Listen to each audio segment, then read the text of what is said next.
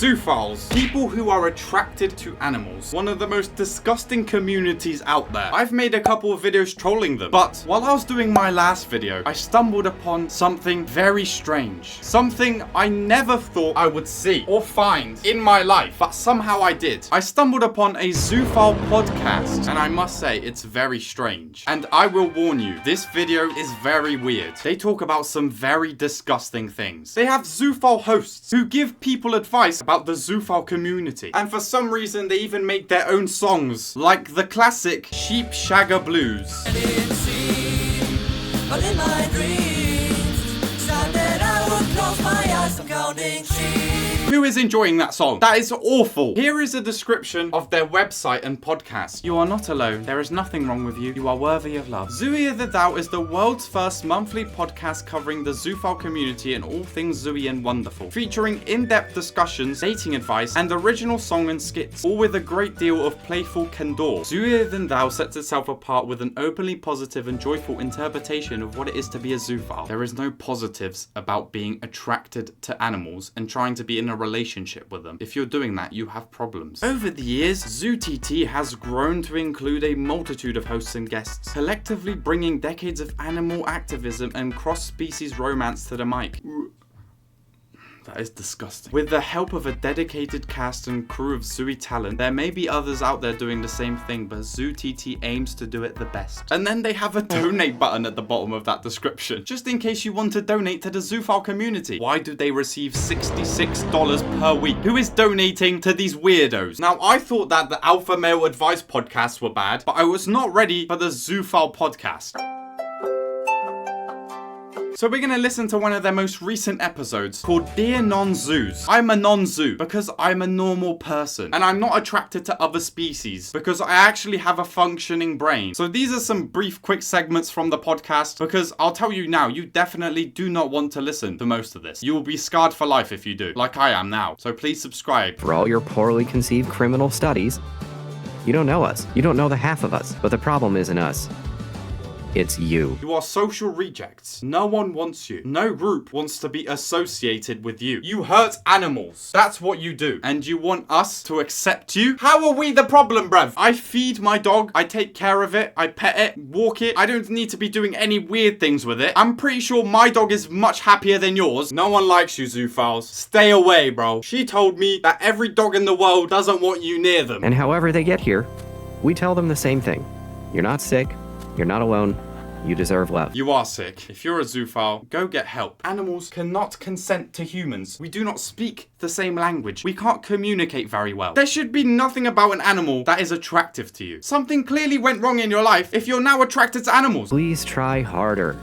If you're gonna make shit up about us to drive membership to your pillow fort, at least make it interesting. If your argument that people try to expose you is that, oh, you're just doing it for attention, we are doing it because you need to be exposed for what you are doing wrong. You are causing harm. If you want to show your support financially, head over to Donate. Who the fuck is donating to you? Creepy weirdos.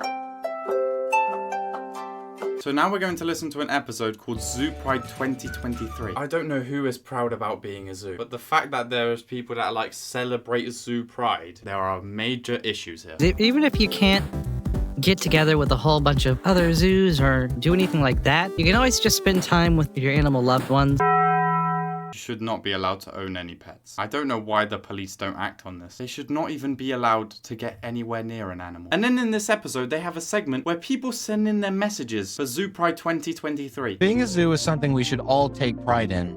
We're a group of people who care more about animals than anyone else, and there's a lot of people in this world out there who don't understand, they don't know their animals, they don't care about their animals, they just don't get it. And we're people who do. If you did get animals, you would know that they would mate with other animals, not humans. If you truly knew your dog, you knew that your dog fancies other dogs, not you, not you. Zoo Pride to me means to show compassion and love beyond the boundaries of species. Disgusting. Boundary of species? What do you mean? The natural order of things? The natural order of the world? What does Zoo Pride mean to me? Well, first, it's the happiness and unconditional love expressed between kindred spirits, regardless of species, and the hope for a more inclusive and peaceful future where hate has no place. The fact that these people want to be accepted by everyone is crazy. You are disgusting human beings. You shouldn't even be considered human. Your human rights should be revoked. Zoo pride means being able to tell your friends, your family, and your dog's vet that the dog they keep referring to as your daughter is in fact your best friend, your lover, and the best reason to get up every morning. This is extremely disturbing. This video is kind of serious now. It's kind of like a call for help. These people need to be arrested. Pets need to be taken away from them. It's not only something that we can see, but the animals can see it too. Or most of us will have the same experience of being around animals and noticing they tend to gravitate towards that person. Most animals seem to know because most people seem to kind of give off this aura of understanding and they want to go towards people who make sense to them. So, of course, definitely it's something we should all be proud of. If you're at someone's house and their dog comes up to you and you pet them, that does not mean you should become a zoophile. You forcefully grab them and put them next to you, bro. They don't gravitate towards you. They try to run away, but they can't. Zoosexuality is beautiful. I'm grateful to see the confirmation of that every time I look into my partner's eyes. What the hell is going on in Germany? If you're German watching this, be careful. Bro could be anywhere. I don't have much to say. Just give your pooch a smooch for me and have a happy pride. No.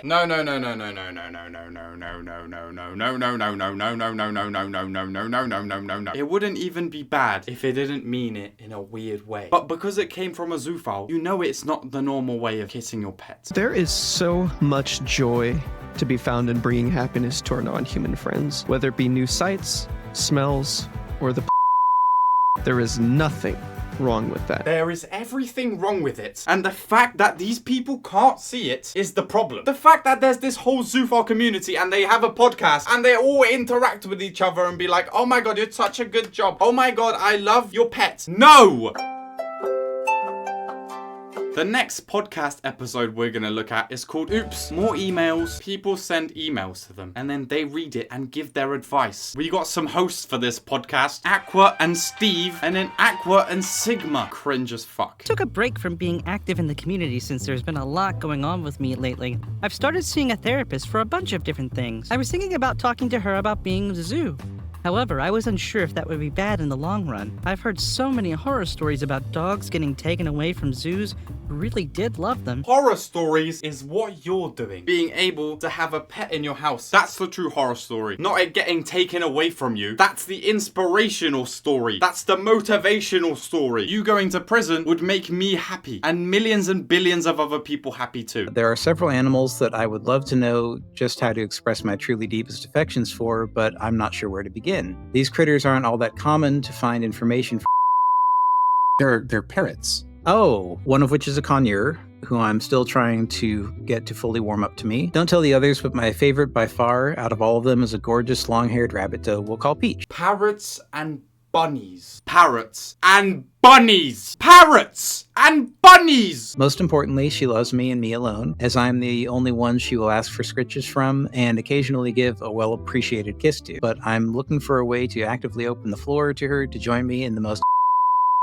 That fluffy tail isn't exactly getting any younger, and I'd like to show her all the best things in life before she becomes too old to enjoy them anymore. Is there any other artificial equipment that you could suggest? This podcast has got to be the most disgusting thing I've ever listened to in my life. Pretty sure it's probably the same for you guys at home. Bro is asking for advice how to mate with a rabbit. If you were a rabbit and she was a rabbit, that's fine, bro. But you're a human and she's a rabbit. Do you know the size comparison? You're attracted to parrots, bro. They're like this size. Don't know anything about intimacy with avians or with bunnies. I'm pretty light on the subject myself. With rabbits, my information is relatively sparse on it. Best I can recommend is look into natural rabbit mating habits and natural rabbit body language. Try and replicate it in any way you can, including with hand gestures. Yeah, maybe if you can find more rabbits to include in your life. First of all, they're Zoophile podcast hosts, so their advice isn't going to be good advice in life, is it? But their advice is to learn rabbit rituals and hand gestures. Hand gestures! I think there's a skill issue there, bro. Maybe you don't mate with rabbits. Maybe you mate with other humans. Have you ever thought about that? They can communicate in your language. Wow! You're not Dr. Dolittle. You're not Ace Ventura. You can't understand what animals are saying.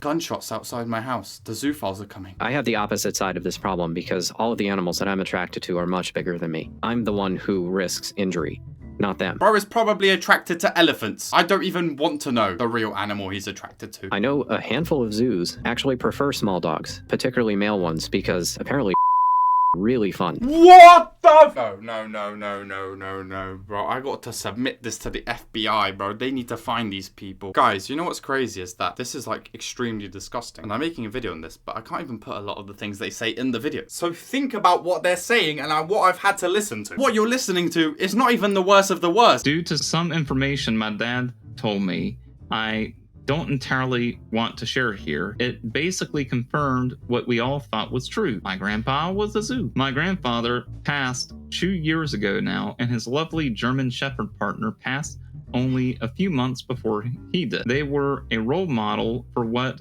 a happy zoo relationship could be for me. May that old coot rest easy, knowing I've got a German Shepherd partner too. Hear, hear. Ah, jeez. Bro carried on the legacy of being the most disgusting family to ever exist. I wish I could say the things I want to say, but I can't because else I will get banned. Like, subscribe, and subscribe to my second channel, Pxrge 2.0, or a zoophile's gonna come for your pets.